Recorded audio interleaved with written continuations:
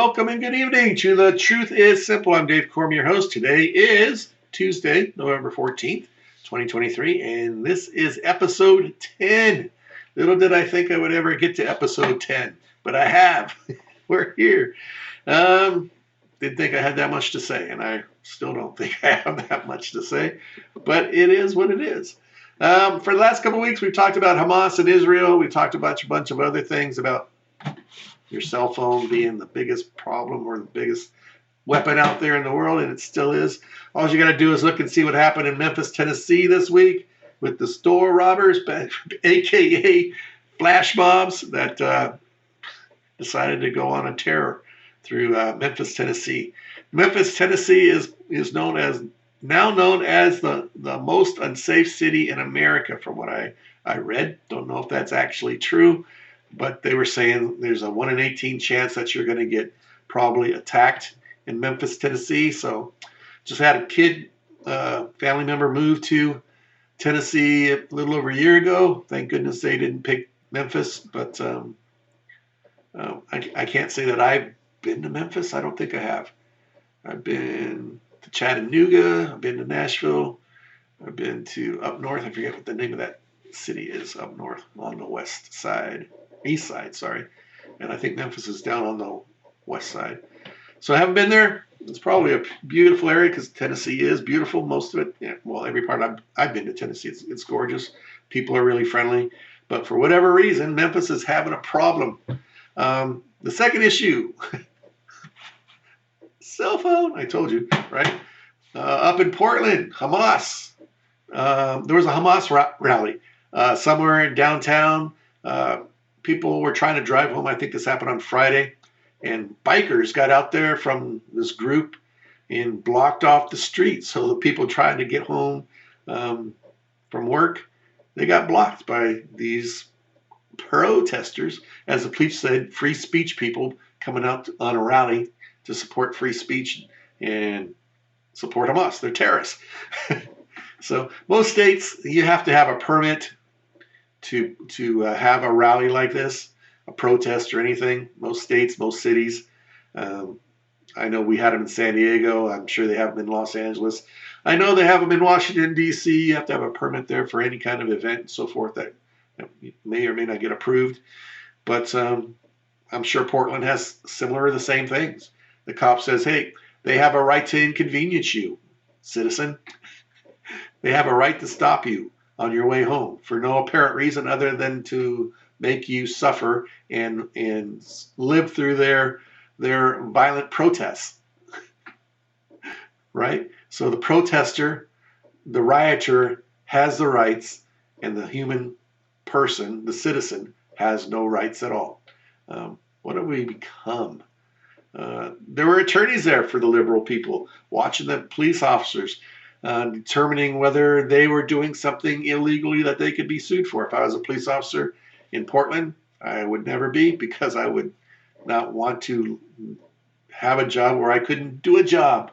If all the police officers there, they probably deserve medals of valor, because I couldn't work for a city or a department or a populace that would allow criminal activity like it's happening there to destroy basically the free-loving, caring people of the community, those that respect these people's rights to protest legally, not illegally, that go to work every day, take care of their family and their kids, are good neighbors, good friends to most of the people, would do anything probably for these people that are rioters.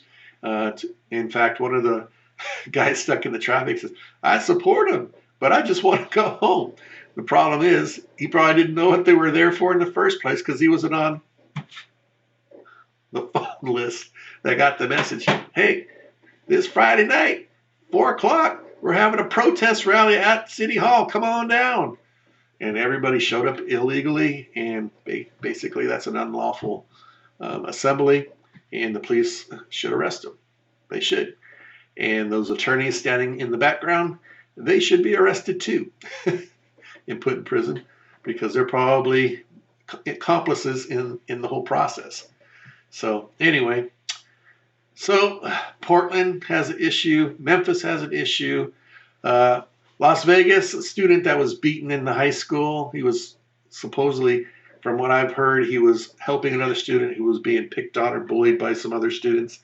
And because he went and tried to help that student, he got attacked by 13 other students that basically sent him to the hospital. He was in a coma and never woke up from the coma and basically died this week. Where are our parents?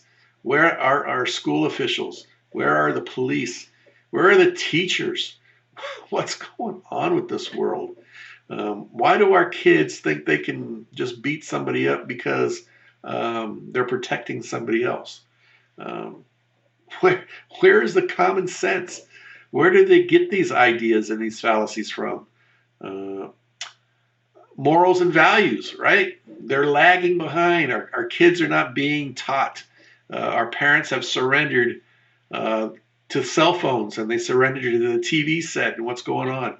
Who is holding accountable the people that are generating all this material and putting it out on TikTok and on YouTube and on the TV channels? Who's watching this stuff? Who's preventing it from happening?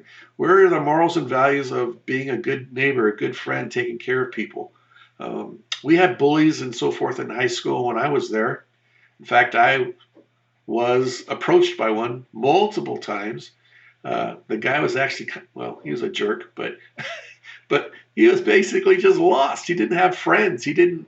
He had a hard life at home, and he just didn't know how to cope. And we had a conversation, and I just had to remind our freshman year, and I said to him, "Hello, you probably could beat me up, but you know we're going to be in a fight, and you're going to get hurt." And after I said that, he kind of left me alone, and he'd pick on me once in a while, and I would just remind him, "Steve, knock it off." Whoops, Steve. Steve, knock it off. My brother's name's Steve. Yeah, he's a bully too. So knock it off. And he basically would. As soon as I said that, he was done bullying me or teasing me. But I wasn't alone. He did it to multiple people at the school. And I'm sure he got away with it to some aspect. That was a parochial school. That was back in the 70s, late 70s and 80s. It was happening then. But it was a different world back there. We didn't come in a group and start beating people up for basically no reason. It just it's crazy the way our children, our teenagers today think they can do whatever they want. And our parents and our educators and the system are all threatened by lobbyists, by attorneys, by people like the ACLU and all those organizations that say our children have the right to do whatever they want because it's all free speech for them, and parents, you have no say. And that's just pushed on by the government by telling our kids, you know, you can be any sex you want in high school. And in fact, we're going to help you have a sex change in high school. And we're going to teach you about all this perversion stuff in the high school. And that just leads to more and more things that are derogatory to human values, human nature, and the caring of other people. So that student who died basically from that attack this last week, Jonathan Lewis, 17 years old. What a waste. And the last thing I want to talk about is a small baby that was about 8 months old in the UK. Her name was Indi, I-N-D-I, Gregory. She was born with, I believe, an illness that was life-threatening. I'm not sure how long she was on life support in the UK, but an opportunity from the Italian government making her a citizen, believe it or not, so she would qualify for medical care treatment from the government of Italy, was willing to accept her. And yet the House of Lords, the equivalent to the U.S. Supreme Court, decided that they had no standing.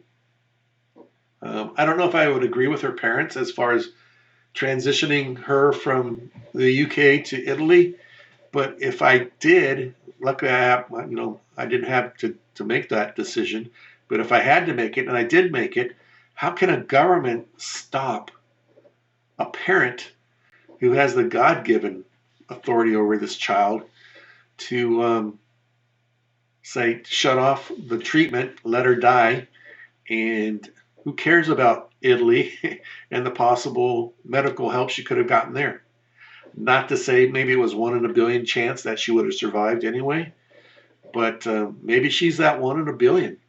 We'll never know at this point because the House of Lords decided to terminate her.